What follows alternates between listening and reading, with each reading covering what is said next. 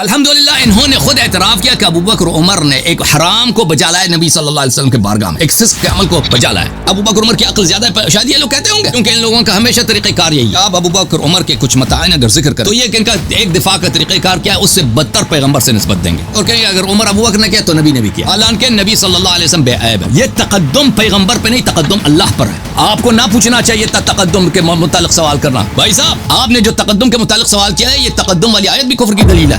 آپ نے 2-3 باتیں پیش کی تھی، لا ترفعوا اصواتکم میں چیخو پکار تھی، لیکن ان کے اعمال باطل ہو گئے۔ حبط رفع صوت حبط عمل ہے، اور حبط عمل کفر اور ارتداد اور نفاق کی دلیل ہے۔ یہ آپ کا تھا۔ دوسرا آپ کا تھا کہ یہ جو ہے وہ کچھ آپ نے عبارات پیش کی تھی حضرت عمر سے متعلق، اس کا میں جواب دینا تھا۔ تیسرا آپ نے سوال یہ کیا تھا کہ منافق کے خلاف آپ نے کبھی جہاد کیا ہو اپنی زندگی میں، ٹھیک ہے، یہ آپ کا سوال تھا۔ نہیں اصلی سوال آپ نے ہمارا دیکھیں، اپنی سوال اس وقت ہمیشہ ہڑپ گئے۔ اصلی سوال ہم نے جو کیا تھا وہ آپ سے یہ تھا قبلہ، اس کا جواب دے دیں، باقی ہم مانیں گے۔ دیکھیں اصلی سوال یہ تھا کہ قرآن یہ فرما رہا ہے کہ آواز اوپر نہ کرو، کہ اگر آواز اوپر کرو گے تو تمہارے اعمال حبط ہو جائیں گے، ٹھیک ہے نا۔ مثلا کہیں گے کہ آپ شراب نہ پیئیں، شراب پیو گے تو تمہیں کوڑے لگیں گے۔ اب جو شخص آواز بلند کرے گا، اب سن لو نا، سوال سن لو، سوال تو سن لینا۔ سوال آپ نے سوال ذکر ہی نہیں کیا، میں سوال آپ کو دوبارہ یاد دلاتا ہوں۔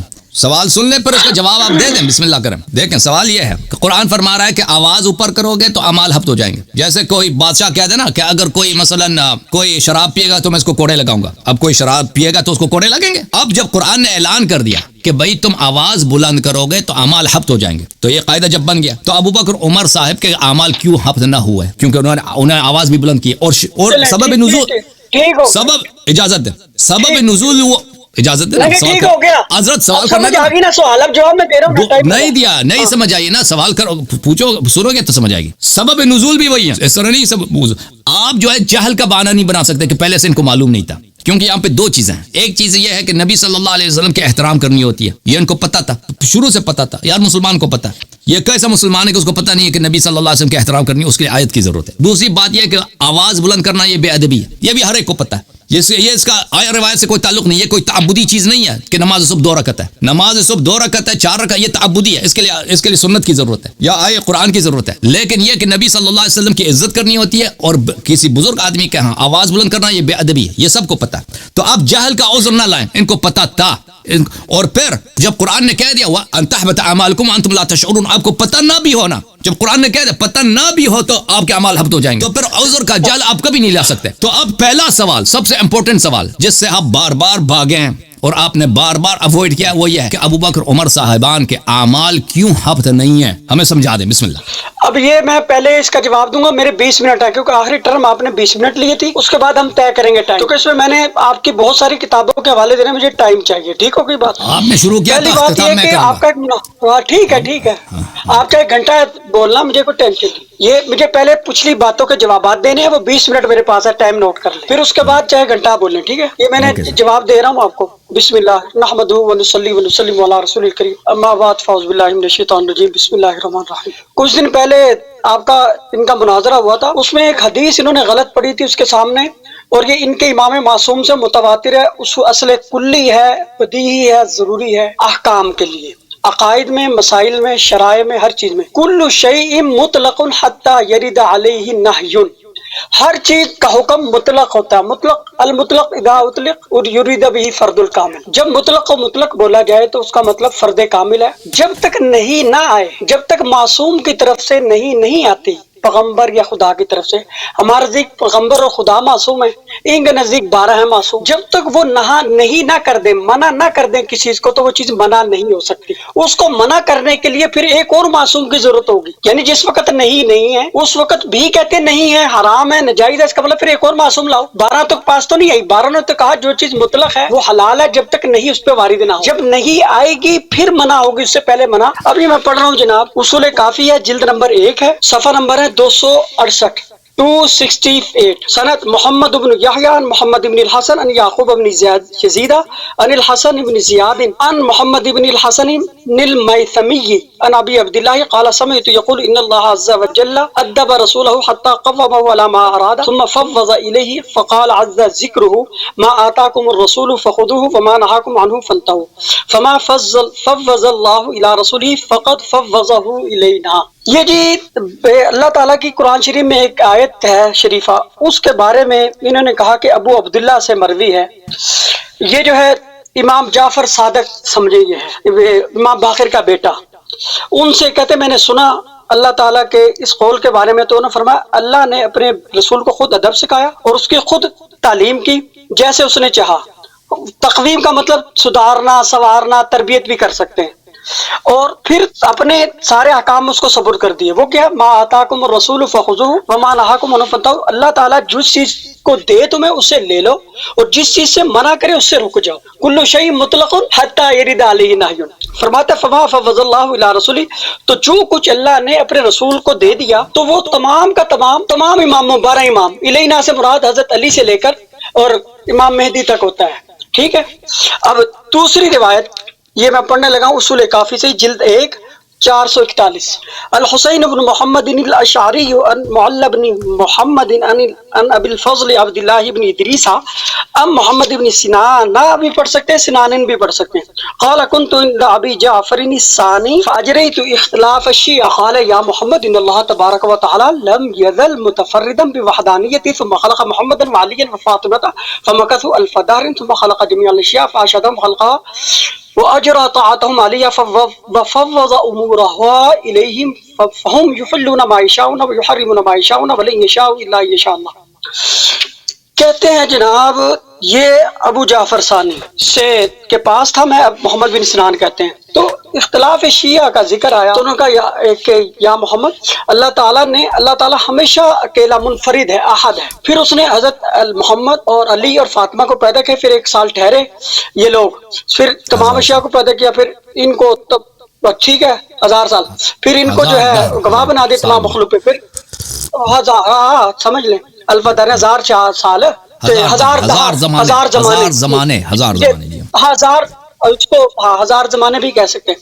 واجرا طاعتہم، پھر ان کی طاعت کو اس پر فرض کر دیا تمام پر مخلوق پر، پھر ان کے امور ان کے صبر کر دیے، پھر یہ چیزیں حلال کرتے ہیں جو چاہتے ہیں حرام کرتے ہیں، جس چیز نہیں چاہتے مگر وہی چاہتے ہیں جو اللہ چاہتا ہے. ٹھیک ہوگی بات.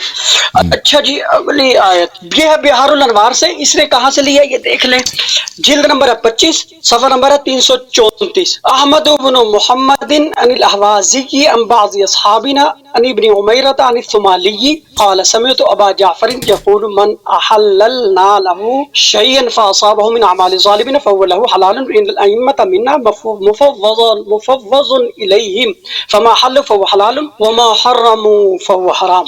یہ کہتے ہیں میں ابو جعفر سے سنا کہ جس چیز کو بھی ہم حلال کر دیتے ہیں تو وہ اس کو ظالموں کے اعمال سے نہ ہو تو وہ حلال ہے. ٹھیک ہے، کیونکہ ہمارے میں سے جو ائمہ ہیں نا ان کی طرف سب چیز سپرد کر دی گئی ہے، تو وہ جس چیز کو حلال کرتے ہیں وہ حلال ہے، جس چیز کو حرام کرے وہ حرام ہے. ٹھیک ہوگی بات. اگلی کہتے ہیں یبنا اشیما ان اللہ فوض الی سلیمان بن داؤد فقال هذا اطاعنا فمن او امسک بغیر حساب.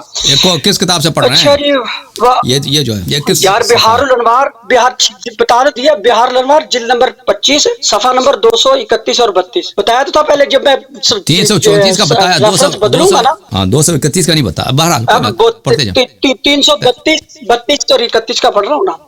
کہتے ہیں کہ وفوض الی نبی فقال ما اتاکم الرسول فخذوه وما نهاکم عنہ فانتهوا فما فوض الی نبی فقد فوض الینا، یا فقد فوض الینا بھی پڑھ سکتے ہیں. چلیے یہ وہی بات ہے کہ جو اللہ کا رسول دے اسے لے لو، جو نہیں دے اسے رک جاؤ. اب یہ تھی روایت. کچھ 4 ایک اور ہیں وہ اگلی ٹرم میں پڑھوں گا. اس میں یہ بتایا گیا کہ جب تک شارع کی طرف سے حکم نہیں ہوتا نا اللہ رسول کی طرف، اور آپ شیعہ امامیہ اثنا عشریہ کے نزدیک جب تک معصوم کی طرف سے صراحتاً نص نہ ہو قرآن یا ان کی تعلیم نہ ہو، ارشاد نہ ہو، حکم نہ ہو، وہاں کوئی حکم نہیں ہوتا. اب آجے لا ترفعوا پر. اب جہاں انہوں نے تحریفات کی ہے نا، تحریفات کی تھی، میں نشاندہی کروں گا، بیچ میں یہ ٹوکنا نہیں، بڑی عقلی باتیں وہ ہوں گی.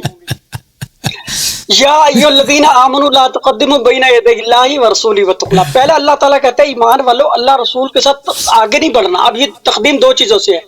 اب یا نبی تو ہمارے سامنے موجود تھے صحابہ کے سامنے کہ ان کے سامنے زور سے آواز کرنے کا بھی پتہ چلتا تھا اور ان کے ساتھ آگے پیچھے ہونے کا بھی. اللہ کے سامنے نہیں تھا. یہ میں نے ان سے پہلی ٹرم میں سوال کیا تھا اللہ نہیں ہے تو یہ کیا مطلب ہے؟ تو اس کا مطلب یہ ہے، نوٹ کرو، اس کے علاوہ اس کا کوئی مطلب نہیں. اللہ رسول کو تمام کائنات سے زیادہ عزت دینا، ان سے سب سے زیادہ محبت کرنا اور ان کی تعلیمات احکامات پر سب سے زیادہ عمل کرنا. یہ لا تقدموا میں آ جائے گا.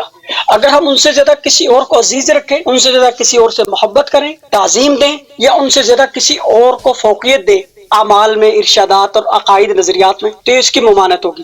آگے لا ترفعوا اصواتکم، میں نے ایک مسلم کی شریف حدیث اینڈ پہ پڑھ کے گیا تھا اگر آپ کو یاد ہو کہ نبی علیہ السلام کے پاس قریشی عورتیں بیٹھی ہوئی تھی تو عالیتن اصواتہن، ان کی آوازیں بہت زیادہ بلند تھی. حضرت عمر نے جب اجازت مانگی تھی اندر آنے، انہوں نے کہا تھا چونکہ یہ بھی مرتد ہو گئی، وہ میں نے بعد میں سن لیا تھا جبکہ میری کال کٹ گئی تھی.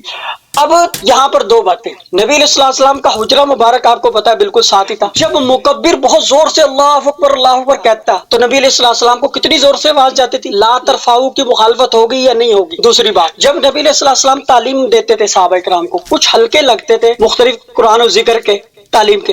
اب جن لوگوں کی آواز زور سے ہوتی تھی تو ان کی لا ترفعوا کے ضمن میں آئے گا یا نہیں آئے گا؟ تیسرا، جب نبی علیہ السلام باہر بیٹھے ہیں کہیں بھی تو صحابہ کرام آپس میں تبصرہ کر رہے ہیں تو وہ لا ترفعوا کے اندر آئے گا یا نہیں آئے گا؟ تیسرا میں نے پوچھا تھا کہ ان تحبط اعمالکم، قرآن میں یہ تصحیح نہیں ہے، یقینی نہیں ہے، شک ہے کہ اگر تم بلند آواز کرو لا ترفعوا اصواتکم فوق صوت النبی ولا تجہروا، جہر اور رفع اگر تم کرو گے تو کہیں، یہ یقین نہیں ہے. اس کے بعد ان سے میں نے سوال کیا تھا کسی بھی جو شان نزول آپ نے پڑھا کہیں پہ یہ لفظ ہے کہ یہ منافق ہو جائیں گے، مرتد ہو جائیں گے، مشرک ہو جائیں گے، کیا ہوں گے؟ انہوں نے کس چیز کا جواب پتہ نہیں تھا. جواب کیا دینا کہ کوئی قرآن کی تعریف کہتے چیخو پکار مراد ہے. میں نے کہا رفع صوت کا معنی کہیں لغت سے دکھاؤ، کوئی دکھا نہیں سکے تھے. اب آگے میں ان کو بتاتا ہوں. یہ میرے پاس ہے بخاری شریف، کیونکہ میں نے وضاحت کر دی ہے. اب میں اپنے لحاظ سے چلوں گا، یہ ان کے پابندی نہیں ہے اس کو ماننے. میں نے جو سوال ڈال دیے ان کے اصول کافی سے پڑھ دی، اس کا جواب صرف یہ دینے کے پابند ہے. وہ مسلمات اگر یہ اسے کہہ دیں گے ضعیف ہے میں چھوڑ دوں گا وہ آیت حدیث سے، اگر وہ یہ کہہ دیں گے میں نہیں مانتا چھوڑ دوں گا. 6 شرطیں ہیں مسلمات قسم کے لیے. آپ کے نزدیک صحیح ہو، صریح ہو، معمول ہو، مختار ہو اور مفتہ بھی ہو، اور آپ کا اس پر عمل ہو، معمول بھی ہو. ٹھیک ہے، 6 شرطوں کے ساتھ مسلمات قسم بنتی ہے چیز، یہ ذہن میں رکھیں. اگر آپ کوئی بھی شرط بیچ میں نہیں پائی جاتی آپ کو اصول کافی میں آپ کہہ سکتے ہیں میں اس دلیل کو چھوڑ دوں گا. آپ کو طریقہ بتا رہا ہوں مناظرے کا. میں نے اب جو آپ کی کتابیں پڑھی ہے تو کتنی تفصیل سے آپ کو حوالہ بھی بتایا، ترجمہ بھی کیا، بھاگا نہیں ہوں اینڈ پہ آخری ٹرم میں بھاگ کے اور کال کاٹ کے نکل جاؤ. سمجھ آئی؟ یہ میرا کام نہیں ہے. اپنا لڑتے ہیں میدان میں پتہ چلے ہاں بھائی کوئی چیز ہو رہی ہے. یہ بخاری شریف ہے جناب. اس میں صرف ایک واقعہ کی طرف اشارہ کرنا چاہ رہا ہوں. اس سے میں نے استدلال نہیں کیا، استدلال میں نے وہیں سے کیا جہاں سے کر لیا. یہ جس وقت حضرت عائشہ پہ الزام لگا، الزام لگنے کے بعد وہ جناب نبی علیہ السلام مشورہ کر رہے تھے اس کے بارے میں. تو نبی علیہ السلام بخاری کی حدیث کیوں لے کے آ رہے ہیں پھر؟ بخاری کی حدیث کیوں لا رہے ہیں؟ وہ نہیں میں لا رہا، آپ بیچ میں نہیں بولیں گے. میں نے آپ کو دلیلیں دے دی جو دینی ہے. اب تائید کے لیے میں سمجھنا چاہتا ہوں بخاری کے، آپ نے کہا کہ میں شیعہ حدیث لاؤں گا تو بخاری کی حدیث کیوں کوٹ کر رہے ہیں؟ میں سمجھنا چاہ رہا ہوں. بس سن لینا، اب بیچ میں نہیں ٹوکنا، بعد میں آپ کو وضاحت آ جائے کیوں میں نے پیش کی. اس میں یہ بات ہے کہ جس وقت حضرت علی بھی اس میٹنگ میں موجود تھے جب نبی علیہ السلام نے ان سے اینڈ پہ مشورہ کیا، تو اوس اور خزرج کے 2 قبیلے بیٹھے ہوئے تھے نبی علیہ السلام کے پاس. اب انہوں نے کیا کیا کہ آپس میں نبی علیہ السلام ممبر پہ بیٹھے ہیں اور یہ دونوں لڑ پڑے، اوس اور خزرج. ایک کہتا ہے وہ جس بندے نے الزام لگایا حضرت عائشہ پہ وہ تم میں سے ہے، حضرت سعد بن کہتا ہے وہ تمہارا، اور بن عبادہ والے کہتے ہیں وہ تمہارا بندہ. کرتے کرتے ففایان، آوازیں ان کی بہت زیادہ بلند، ارتفعت، اور ان کی آوازیں بہت، وہ نبی ممبر والنبی الامبر، اور نبی پاک کیا کر رہے ہیں؟ خففو، کہ آوازیں پس کرو پس کرو پس کرو. کیا کہ نہیں کی. کافی دیر بعد فلم یزل کے الفاظ نے مسلسل کہتے رہے. فسکتو وسکتا، پھر وہ خاموش ہو گئے، نبی پاک بھی خاموش ہو گئے. اب یہاں پہ یہ تقریر نبی ہے ہمارے نزدیک، اور یہ واقعہ آپ کے مختلف کتابوں میں، لیکن اس وقت میں حوالہ ان کا نہیں دے رہا کیونکہ میرا ٹاپک اور ہے. یہ میں تائید میں صرف پیش کی ہے.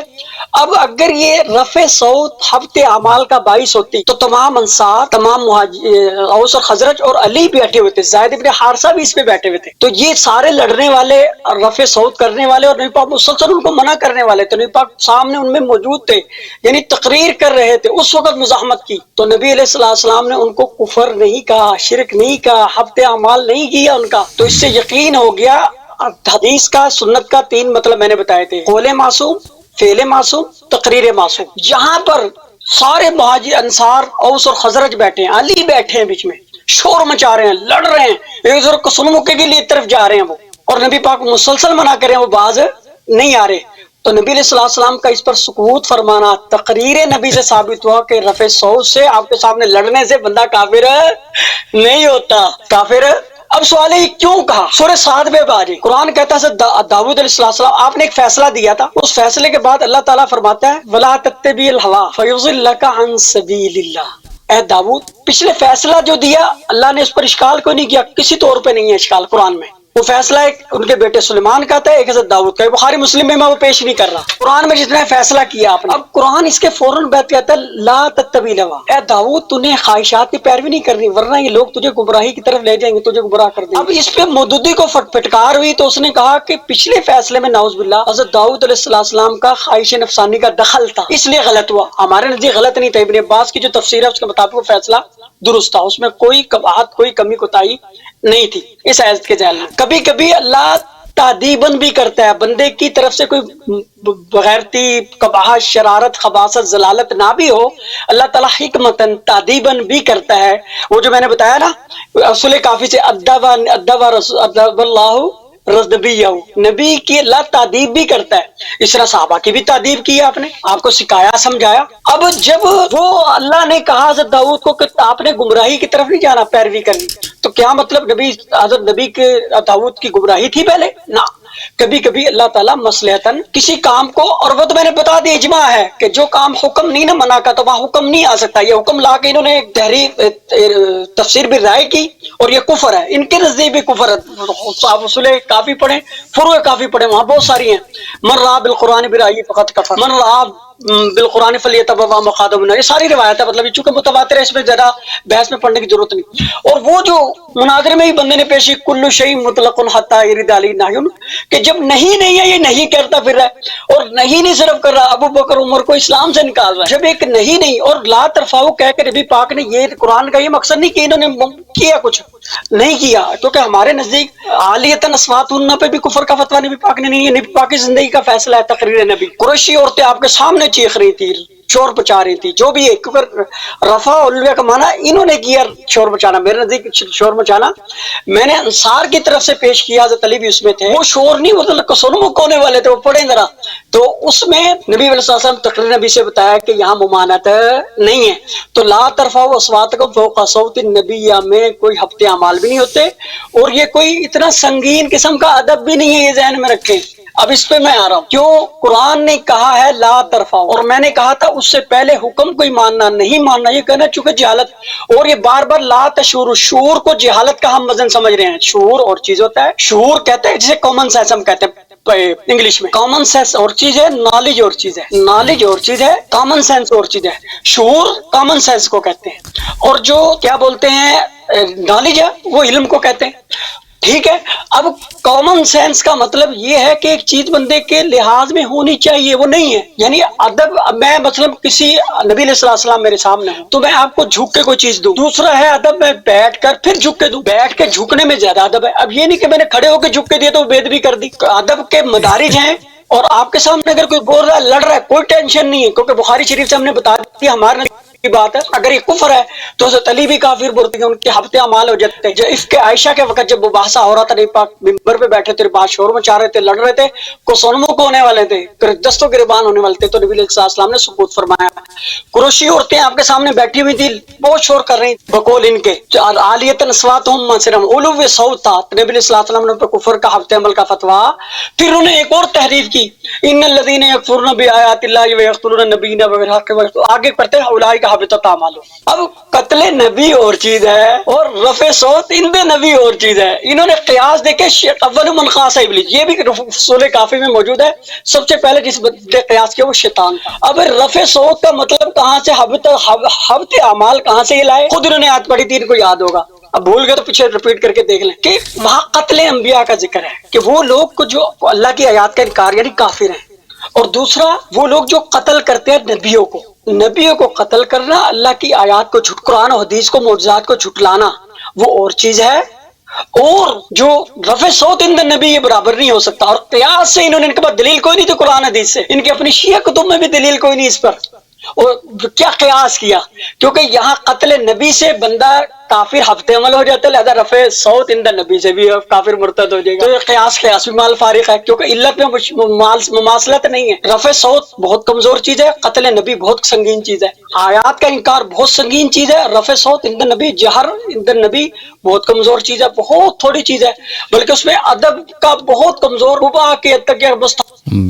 आप 20 मिनट भी हो समझ लिया होगा। तहरीमी अब 10 मिनट है, ये पिछली बात का चूंकि मैंने जवाब देना था वो दे दिया, अब 10 मिनट। अब मेरी बारी है भाई, अब मेरी बारी है। मोहतरम नाज़रीन, हमने इनसे एक वाज़ेह सवाल किया कि एक कुरान जब वाज़ेह, तो देखें आप जो लोगों ने पिछले हमारे गुफ्तगू नहीं देखे हैं वो पिछले गुफ्तगू देख लें। और उस पर मैं दोबारा बहुत सारी बातें हैं जिनको तकरार नहीं करना चाहता कि अबू बकर, उमर ने, बुखारी वगैरह सब ने रिवायत की, इसमें कोई इख्तिलाफ नहीं है कि इन्होंने नबी सल्लल्लाहु अलैहि वसल्लम के बारगाह में इन्होंने अपनी आवाज़ बुलंद की, आपस में झगड़ा किया और एक दूसरे पे इन्होंने एक दूसरों के साथ इन्होंने तमारी मुमारात किया यानी झगड़ा किया और आवाज़ बुलंद किया। और अल्लाह ताला की जानिब से मजम्मत के आयात नाजिल हुए हैं रफ़ सौत पर, और उनमें एक आया यह है कि अगर कोई शख्स आवाज़ बुलंद करता है नबी सल्लल्लाहु अलैहि वसल्लम पर, मैं अपना टाइम शुरू कर दूं, तो उसका अमल हब्त हो जाता है, अमल हब्त हो जाता है। और कुरान के मुख्तलिफ आयात में ये मौजूद है, मैंने पिछले प्रोग्राम में देख लिया आप कि हब्त अमल सिर्फ कुफ्र पे होता है, और इनके पास इजमा भी है इस मसले पर। मैंने अपनी किताबें देखें कि अब हब्त अमल कुफ्र की दलील होती है, और आप हब्त अमल का मतलब यह है कि उसका अमाल बेअजर हो जाता है। अगर किसी ने नमाज पढ़ी है, हिजरत किया है, जिहाद किया, तो सब का सब वो हेच हो गया, क्योंकि नबी सल्लल्लाहु अलैहि वसल्लम के बारगाह में उसने बेअदबी की। इनके पास इनके रद्द क्या है मेरे मोहतरम नाज़रीन? ये कहते हैं कि पहली ये आया कि उसूल काफ़ी में ये लिखा है कि अल्लाह ताला ने इमाम मोहम्मद बाक़िर अलैहिस्सलाम, इमाम जाफ़र सादिक़ अलैहिस्सलाम ने फरमाया कि अल्लाह ताला ने अपने नबी सल्लल्लाहु अलैहि वसल्लम की तादीब किया, उनको अदब सिखाया, अदबहु यानी उनको अदब सिखाया।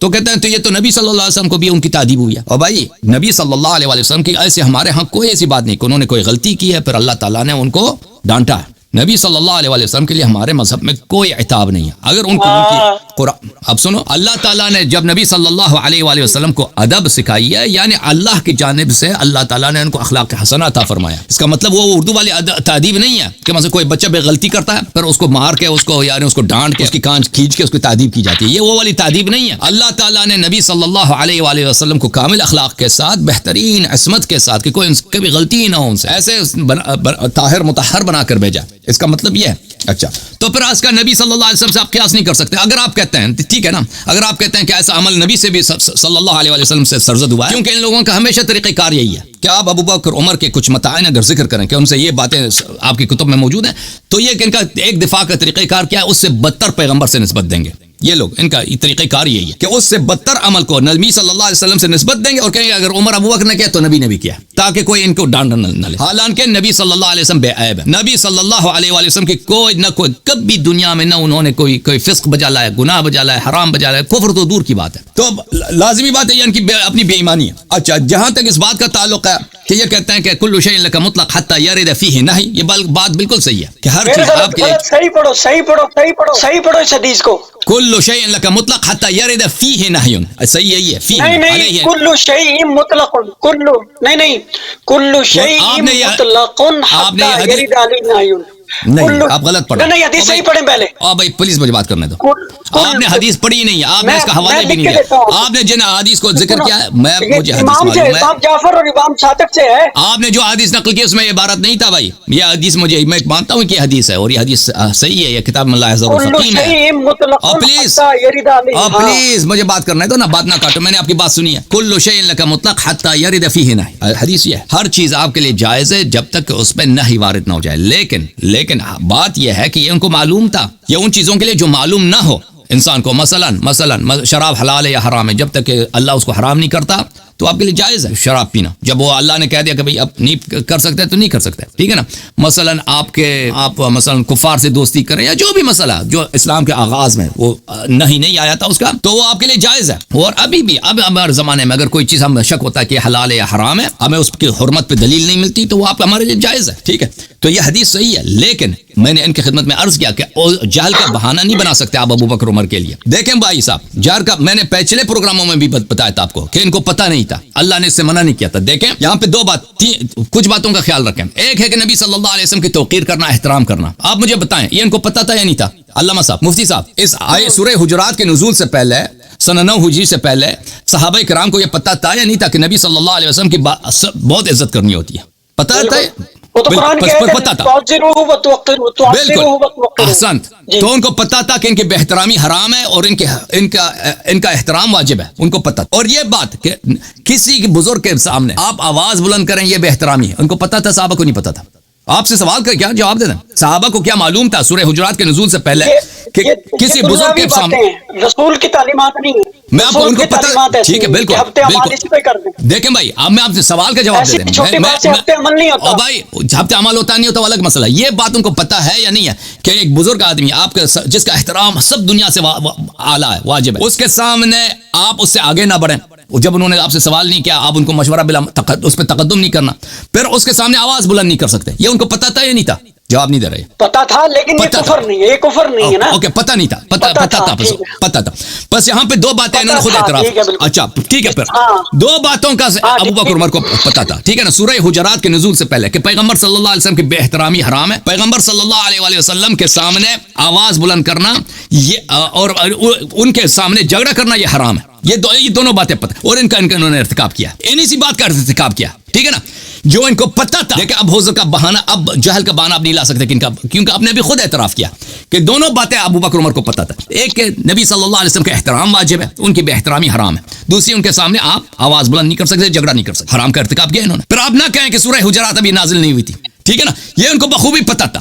اور تیسری بات, اللہ تعالیٰ نے وہیں پر مدح فرمایا ہے جو لوگ اپنی آواز دھیمی رکھتے ہیں, ان الذین یغضون اصواتهم عند رسول اللہ صلی اللہ علیہ وسلم اولئک الذین امتحن اللہ قلوبهم للتقوی ولهم مغفرۃ واجر عظیم, ان کے لیے مغفرت ہے اور اجر عظیم ہے. اللہ تعالیٰ نے مدح فرمایا. تو پتہ یہ چلا میرے محترم ناظرین کہ وہ اس زمانے میں بھی ایسے لوگ تھے کہ آواز دھیمی رکھتے ہیں, وہ مومن ہیں اور ان کے لیے مغفرت ہے, اجر عظیم ہے. اور جو لوگوں نے آواز بلند کی ہے ان کے اعمال حبط ہو گئے اور وہ کافر ہے. یہ ثابت ہوگا. ابو بکر عمر کس کیمپ میں؟ واضح. اس پر دلیل حضرت میں نے آپ کی باتیں اچھی طرح سے سنی, آپ مجھے بات کرنے اس کی دلیل واضح ہے, قرآن کی آیت ہے, ان الذین یغضون, جو لوگ اپنی آواز دھیمی رکھتے ہیں. تو ایسے لوگ ہیں کہ جو آواز دھیمی رکھتے ہیں, اللہ نے ان کے دلوں سے امتحان کا, ان کے دلوں سے ایمان کا امتحان لیا ہے, ان کے لیے اجر عظیم ہے اور مغفرت ہے, ٹھیک ہے. ابو بکر عمر اس میں نہیں ہے, ابو بکر عمر کس میں؟ حبطت اعمال میں. تو بہرحال میرے محترم ناظرین, تو اب ان کا ایک بہانہ بنتا ہے کہ چلو ان کو پتہ تھا کہ نبی صلی اللہ علیہ وسلم کا احترام کرنا ہے, نبی صلی اللہ علیہ وسلم کے سامنے جھگڑا نہیں کرنا. انہوں نے کہہ دیا کہ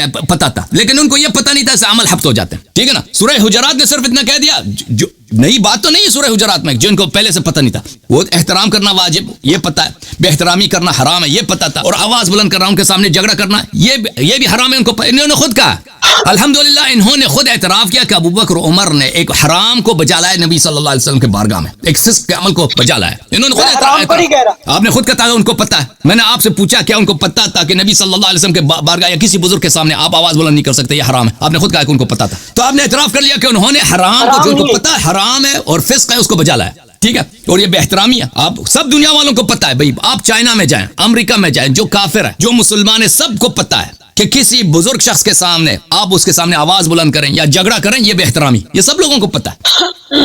ابو بکر عمر کو بھی پتہ تھا. انہوں نے اس یہ بے احترامی اور بے احترامی رسول, یہاں اس مسئلے میں بے احترامی رسول صلی اللہ علیہ وسلم اور بے احترامی رسول صلی اللہ علیہ وسلم کفر ہوتا ہے, یہ سب کو پتہ ہے یہ کفر ہوتا ہے, ٹھیک ہے نا. یہ انہوں نے اس کفر کو بجا لایا ہے, الحمدللہ. آپ نے سب اس کا اعتراف کر لیا. اب جو چیز آپ بہانہ کر سکتے ہیں یہ ہے کہ ان کو پتہ نہیں تھا, اس سے حبط اعمال ہو جاتے. اس کا قرآن نے جواب دیا, حبطت اعمالکم وانتم لا تشعرون, آپ کو پتہ بھی نہ ہونا کہ اس کا جرمانہ یہ ہے, آپ حبط کے اعمال حبط ہو جاتے ہیں. ابھی کوئی شخص کہہ دے نا, اب اسلام میں یہ ہے کہ بھائی جو شخص چوری کرتا ہے اس کے ہاتھ کاٹ دو. اگر کوئی شخص کہہ دے کہ مجھے پتہ نہیں تھا چوری کا جرم ہاتھ کاٹنا ہوتا ہے, یہ کوئی عذر نہیں ہے, اس کا ہاتھ کٹے گا. آپ کو پتہ ہے کہ چوری کرنا حرام ہے, دیکھیں سزا کا علم وہ ضروری نہیں ہے. مثلا ایک شخص ہے اگر پتا ہے اس کو زنا حرام ہے, اس کے باوجود وہ جا کے زنا کر لیتا, لیکن اس کو پتا نہیں ہے کہ اس کے کوڑے پڑنے والے ہیں, اس کو فرق نہیں پڑتا, اس کو کوڑے پڑیں گے, اس کو پتا ہے یعنی اس کو کوئی بات نہیں, وہ جاہل آدمی ہے, ٹھیک ہے نا. ابو بکر عمر کو اگر یہ نہیں پتا کہ اس کام کا جرمانہ یہ کہ عمل حبط ہو جاتے ہیں, اس کو آپ نے خود اعتراف کیا کہ ان کو پتا تھا کہ احترام رسول صلی اللہ علیہ وسلم کرنا ہے, آپ نے خود اعتراف کیا ان کو پتا تھا کہ بے احترامی رسول صلی اللہ علیہ وسلم حرام ہے اور جھگڑا کرنا یہ بے احترامی ہے, ان کو پتا, تو انہوں نے بے احترامی پیغمبر کیا, بے احترامی پیغمبر کفر بالاجماع, آپ نے خود الحمدللہ اعتراف کر لیا کہ وہ کافر ہو گیا. اب یہ کہنا کہ ان کو پتا نہیں تھا کہ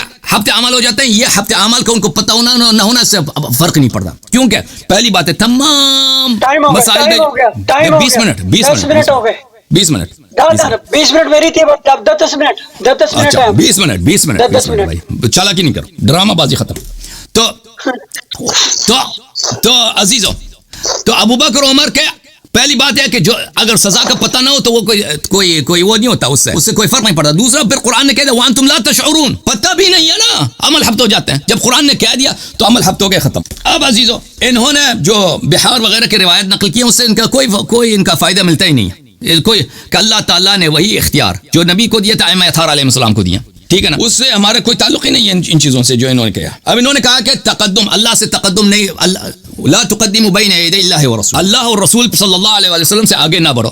اس کا کیا مطلب ہے کہ ہم اللہ سے آگے بڑھیں, اللہ سے کو آگے بڑھ سکتے ہیں؟ تو اس کا مطلب یہی ہے میرے بھائی کہ اللہ نے قرآن میں فرمایا واطیعوا اللہ واطیعوا الرسول, عمل ان الذین یؤذون اللہ ونبیہ, جو اللہ اور نبی کی اذیت کرتے ہیں. دیکھیں اللہ تعالیٰ نے نبی صلی اللہ علیہ وسلم کی طاعت کو اپنی طاعت قرار دیا, نبی صلی اللہ علیہ وسلم کی دشمنی اپنی دشمنی قرار دی, نبی صلی اللہ علیہ وآلہ وسلم کی اذیت کو اپنی اذیت قرار دی, حالانکہ کوئی بھی اللہ کو اذیت نہیں کر سکتا. یہاں پہ آیا میں جو فرمایا لا تقدم بین یدی اللہ والرسول, کہ نبی صلی اللہ علیہ وسلم پر اور اللہ پہ تقدم نہ لو, اس کا مطلب یہ جو نبی سے آگے بڑھتا ہے وہ اللہ سے آگے بڑھتا ہے. تقدم علی النبی تقدم علی اللہ ہے. یہ اس جرم کے بیانک ہونے کا اور اس گناہ کے عظیم ہونے کا یہ بیان ہے کہ گناہ اتنا عظیم ہے کہ آپ یہ نہ سمجھے کہ ہم پیغمبر پہ آگے بڑھ رہے ہیں, آپ اللہ پہ آگے بڑھ رہے ہیں. اور یہ تقدم ابو بکر عمر نے, یہ ابو بکر عمر کی مذمت کے لیے آیا, کیونکہ جب نبی صلی اللہ علیہ وسلم کے سامنے مہمان آئے تھے, وفد آئے تھے بنی تمیم سے, پیغمبر جس کو چاہیں اپنا نمائندہ تعین کریں, ان سے تو طلب نہیں کیا تھا نا, کیا یہ پیغمبر سے زیادہ عاقل ہے؟ کوئی دنیا میں کوئی کہتا ہے کہ ابو بکر عمر کی عقل زیادہ ہے؟ شاید یہ لوگ کہتے ہوں گے, لیکن یہ لوگوں نے نبی صلی اللہ علیہ وسلم پہ نبی نے صلی اللہ علیہ وسلم سے ان سے نہ کوئی مشورہ مانگا, کچھ بھی نہیں مانگا, یہ ویسے ہی شروع ہو گئے کہ بھئی فلان کو بناؤ فلان کو بناؤ. یہ تقدم پیغمبر پہ نہیں, تقدم اللہ پر ہے. تو اللہ سے اپنے آپ کو زیادہ سمجھدار سمجھنا, اللہ سے زیادہ اپنے آپ کو مدبر سمجھنا, جب آپ نبی سے اپنے آپ کو زیادہ عقل مند سمجھتے ہیں نا, اپنے عالم سمجھتے ہیں, اپنے مشورے کو ان سے بہتر سمجھتے ہیں, یعنی اللہ سے بہتر سمجھتے ہیں, یہ کفر کی دلیل ہے. آپ کو نہ پوچھنا چاہیے تھا تقدم کے متعلق سوال کرنا. بھائی صاحب آپ نے جو تقدم کے متعلق سوال کیا ہے, یہ تقدم والی آیت بھی کفر کی دلیل ہے, کیونکہ جو نبی پہ مقدم ہوتا ہے اللہ پہ مقدم ہوتا ہے, اور جو اللہ سے زیادہ اپنی رائے کو بہتر سمجھتا ہے وہ کافر ہوتا ہے. سمجھ میں آئی نا بات آپ کو؟ اچھا, پھر آپ نے کہا کہ مسلم میں لکھا ہے, یہ کہتے ہیں کہ میں ابھی انہوں نے کہا کہ میں آپ کو مناظرے کے طریقہ کار بتاتا ہوں. پچھلے پروگرام آپ کو یاد ہے کہ یہ کوئی حدیث کوٹ نہیں کر رہے اور کہہ رہے تھے میں حدیث کو مانتا ہی نہیں, میں کیا, حالانکہ ان کو خود پتہ ہے کہ مناظرے میں خصم کی کتب سے دلیل لایا جاتا ہے. اب کہتے ہیں کہ میں مناظرے کا آداب آپ کو سکھاتا ہوں. تو یہ جنہوں نے جتنی روایت نقل کی بحار الانوار سے, کتاب کافی وغیرہ سے, ان کا ہمارے موضوع سے کوئی تعلق ہی نہیں ہے, کوئی تعلق ہی نہیں ہے, ہفتے اعمال وغیرہ سے, ٹھیک ہے نا. صرف اس میں ایک جملہ تھا کہ اللہ نے پیغمبر صلی اللہ علیہ وسلم کو ادب سکھایا, بالکل ادب سکھایا, تمام علوم سکھائے پیغمبر کو, لیکن اس کا مطلب یہ نہیں کہ پیغمبر صلی اللہ علیہ وسلم نے کوئی غلطی کی تھی پھر اللہ نے اس کی تعدیب کیا. وہ اردو کا محاورہ ہے, وہ عربی کا محاورہ نہیں ہے. تو ابھی جو انہوں نے جو روایات آپ نے پڑھی ہے نا کتب شیعہ سے, اس کا ہمارے موضوع سے کوئی تعلق نہیں ہے. پھر کیونکہ ان کا کتب شیعہ سے ان کے پاس کوئی دلیل نہیں ہے, پھر واپس چلے گئے مسلم کی طرف کہ مسلم میں لکھا ہے کہ قریش کے عورتوں نے آواز بلند کی. یہ مسلم کی روایت ہے, ہم جواب دینے کی پابندی نہیں ہے. اگر آپ کے کتاب میں یہ لکھا ہے تو آپ خود جواب دیتے بھائی کہ وہ مسلمان تھے کافر, وہ ہمارے اس سے کوئی تعلق ہی نہیں ہے. پھر آپ نے کہا کہ مسجد میں تکبیر ہوتی تھی تو وہ تکبیر چیخ چیخ کے کہتے تھے.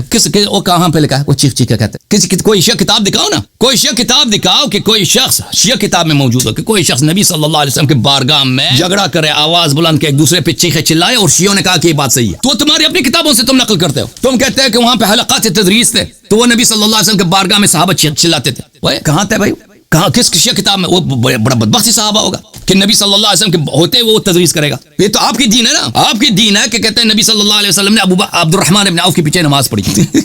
نبی کے ہوتے ہوئے کون معلم ہے بھائی؟ اور نبی موجود ہیں, صحابہ کی کیا مجاز, ان کو پڑھنا لکھنا بھی نہیں آتا کہ وہ آ کے تدریس کریں.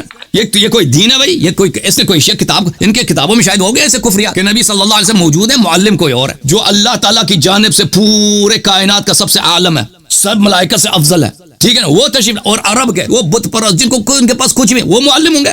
یہ کوئی دین ہے ان کا؟ ابو بکر عمر کی دفاع کے لیے کیا کیا کیا کیا کہہ رہے ہیں یہ بھائی, کہ صحابہ پڑھاتے تھے اور چیختے چلاتے تھے اور نبی صلی اللہ علیہ وسلم ادھر بیٹھے ہیں. وہ کس کتاب میں لکھا؟ وہ آپ کی کتاب میں کفریات ہوں گے. پھر کہتا ہے کہ بخاری میں لکھا ہے کہ واقعی افک میں ادھر اوس و خزرج جو آپس میں جھگڑا کیا, آواز بلند کی. وہ بخاری کی حدیث ہم پہ نہ کوٹ نہ کرو بھائی. اگر اوس و خزرج نے نبی صلی اللہ علیہ وسلم کی بے حرمتی کی, وہ بھی کافر ہے. ہم کسی کو چھٹی نہیں دیتے. کوئی بھی شخص دنیا میں نبی صلی اللہ علیہ وسلم کی بے حرمتی کرے, ان کی حرمت نہ رکھے, وہ کافر ہے. آپ نے جو کوٹ کیا نا, وہ اپنی کتاب سے کوٹ کیا.